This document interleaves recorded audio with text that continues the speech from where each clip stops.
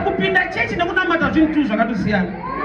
Saka kungwarira munhu anopinda chechi ari more dangerous because haana mati but anopinda chechi.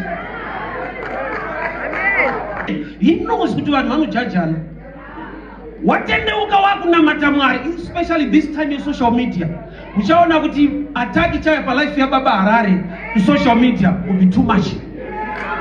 And isikubva kuona usinganamate ubanzwe ipapo. Tina ma elder brothers in the things of the kingdom. Odo ye mutendi, odo ye church, enemy ya pastor and the pastor. Everyone, I greet you in the name of Jesus Christ. It's Prophet Kudakwashi Jose of Victorious Family Church International. I'm inviting you all, children of God, to our all-night prayer, our mega all-night prayer called Night of Creation. We are doing this all night on 23 August this year, Glamis Arena, Harare Showground. I'm inviting you all, families, individuals. Maybe you need to see God in your life. As a family, you need God to touch in your life. I invite you to our mega all night. Don't miss this mega all night. Minister Tikshua Zama will be there. Also Matthias Mero will be there as well. And God will be blessing your life. Can't wait to see you there. God bless you so much. Good day, saints. My name is Tekshua Zama Ngwe. On the 23rd of August, I will be at Victorious Family Church, hosted by Prophet and Prophetess Jose. It's starting at 6 p.m. at Glamis Stadium or Glamis Arena. I hope to see you there. Please invite your family and friends. God bless you.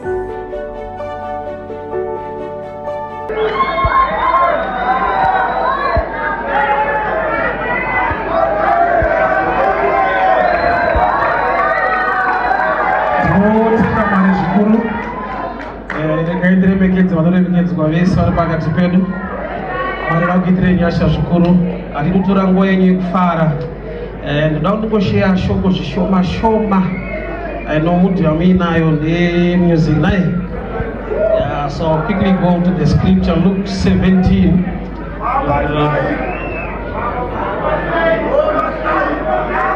We are not going to overshare. Right. Luke 15 from verse 17. And when he came to himself, he said, how many hired servants my father have bread enough to spare, and I perish with hunger? I'll go to my father, and I'll say to him, Father, I've sinned against heaven before thee, and I'm not worthy to be called your son. But as one of the head servants. So he arose, he came to his father. But when he was yet great way off, his father saw him, had compassion, and ran, fell on his neck, and kissed him. Father, we thank you for such a time to hear your word. Speak to us, instruct us, correct us, empower us for the glory of your name. In Jesus' mighty name I pray. Amen.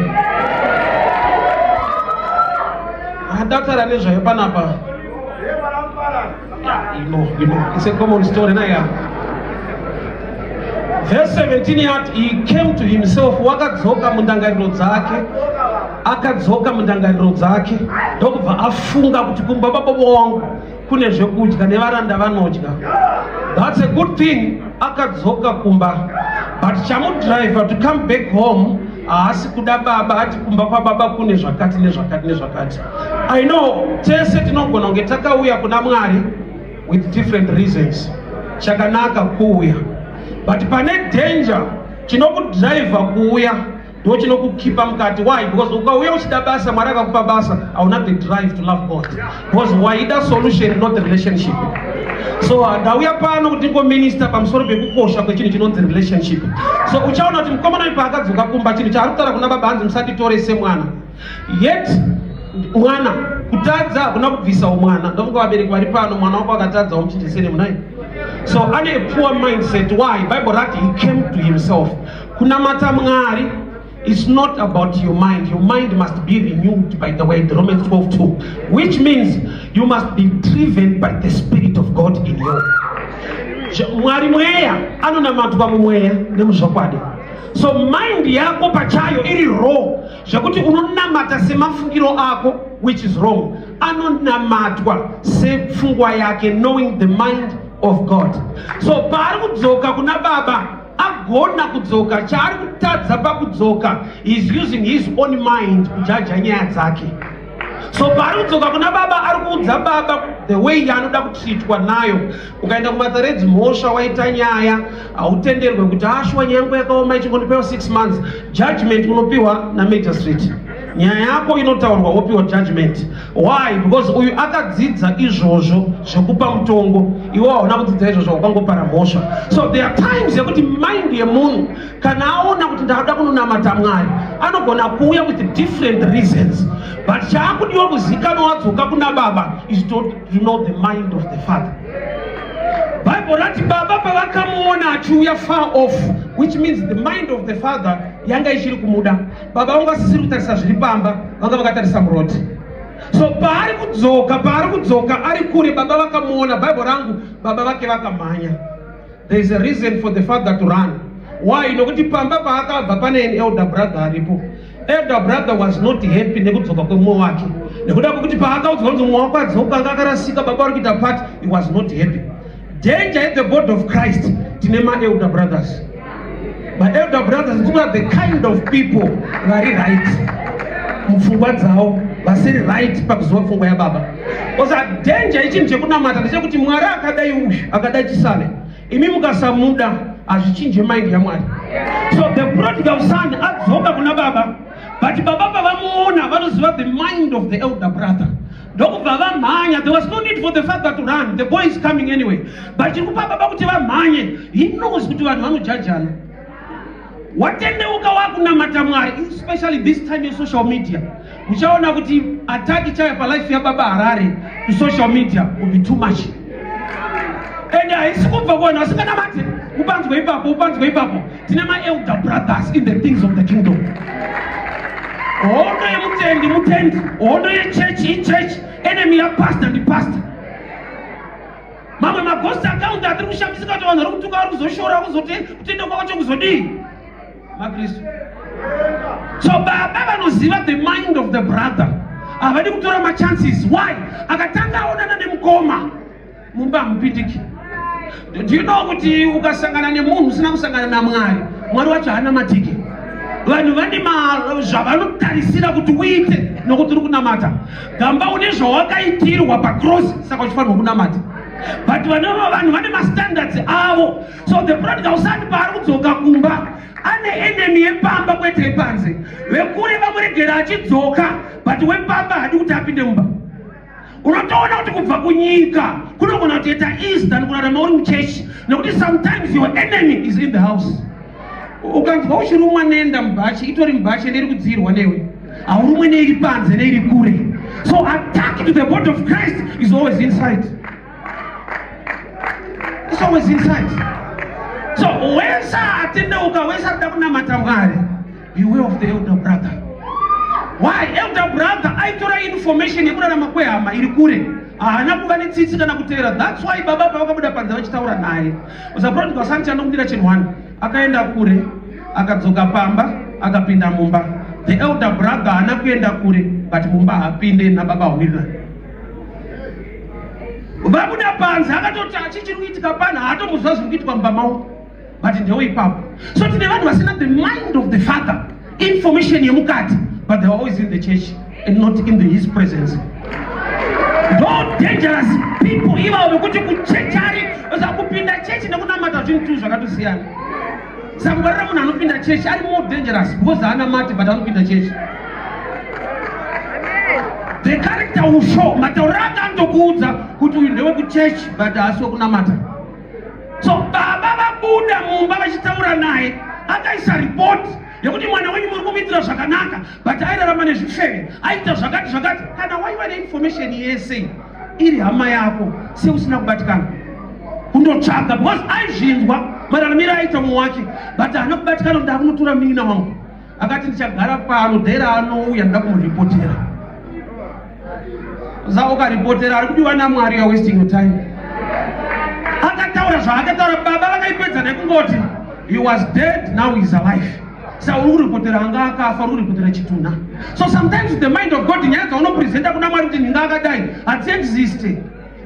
adziko nyaya dzacho idzodzo, but inyaya yekuti the mind of the elder brother ukasitadza kuinzwisisa unokungura kudzokera kunguruve kwaunga uru. Why? Nokuti ukasadiwa mumba mawaitarisana ndomba ndichadiwa, bitterness yako inokukuvadza. Ukavengwa muchechi unonetseka kuti ndakuve uchitoti kwandauya ndo last bus stop ndokuri right ndoko kuchechi kakunopinda vanhu kupinde ngirosi. Anoza kuti kuchechi unotonyewa munhu. Kana unopinda vanhu kamuchechi. So zvimwe zvinhu zvawakatarisira uchibva kunyika ndatende kwandauya kuchechi, kuchechi hakusi kudenga. Wakainga Mwari. Kwakafanira kuchipatara, vamwe vanonoka kupora, vamwe vanokasika kupora. Sapana munhu wekuti ari kutononoka but arimo. Ane mashoko aachakuudza as an elder brother. Ziva kuti ndakadzoka kumba kwababa kwete kwamukoma. Another church, another pastor is a brother, but the father is only one. It is God. So kana wakaya kuzonamata Mwari, zvabrother kuti vanofunga sei vanoti kudi kana baba vacho kugamuchira, why are you worried kune macomments abrother? Mulife vanhu vasingakude varipo enda hauzvichinje varipo. Kana munhu achitadza kuda Mwari akamusika kuzoti iwewe. People hear me very well. I'm sure my time is done. But message yandinayo wesari munhu uri muchechi uri kunamata Mwari, but you find kuti the challenge umbeya uinayo hama dzako dziri muchechi dziri kutaura dzinotaura against your life.